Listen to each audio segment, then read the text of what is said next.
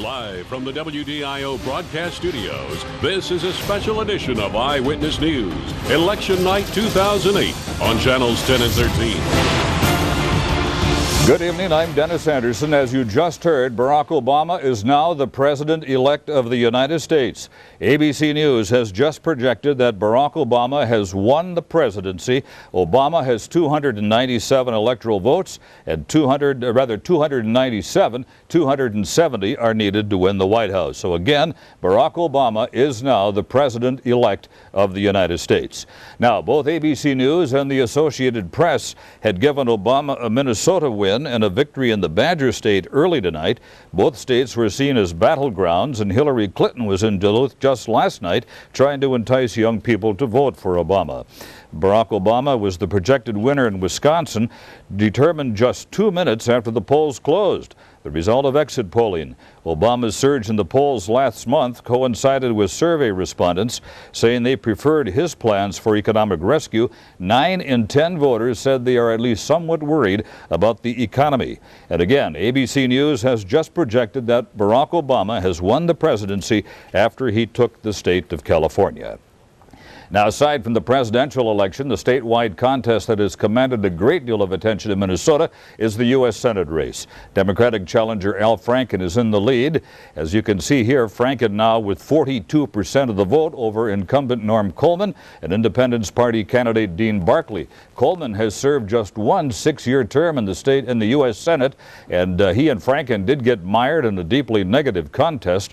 Right now, Franken is out in front.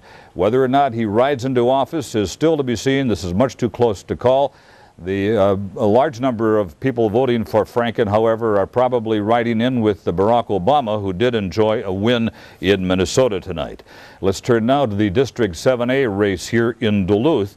Incumbent DFL candidate Thomas Huntley is way out in front of challenger Ryan Stauber with 65% of the vote.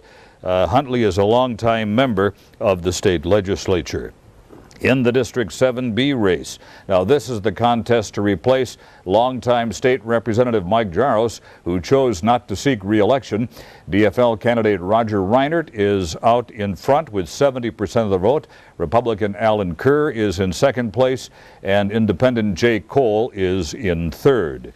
That was the Duluth legislative race that stole some spotlight this election year after longtime Representative Jaros announced his retirement. Let's go live to the DFL results party, where reporter Kim Johnson joins us with Jaros's replacement. Kim?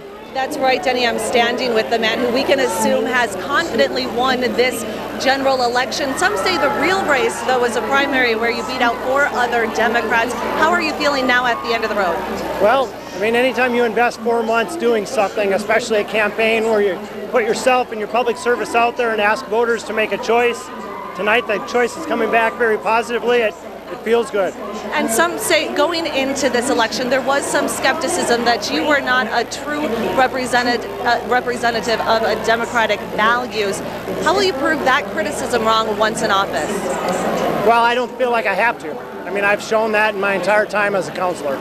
Okay, and now obviously with you going into office in the state legislature, there's going to be an open seat on the council. Anybody specific that you hope will fill that seat?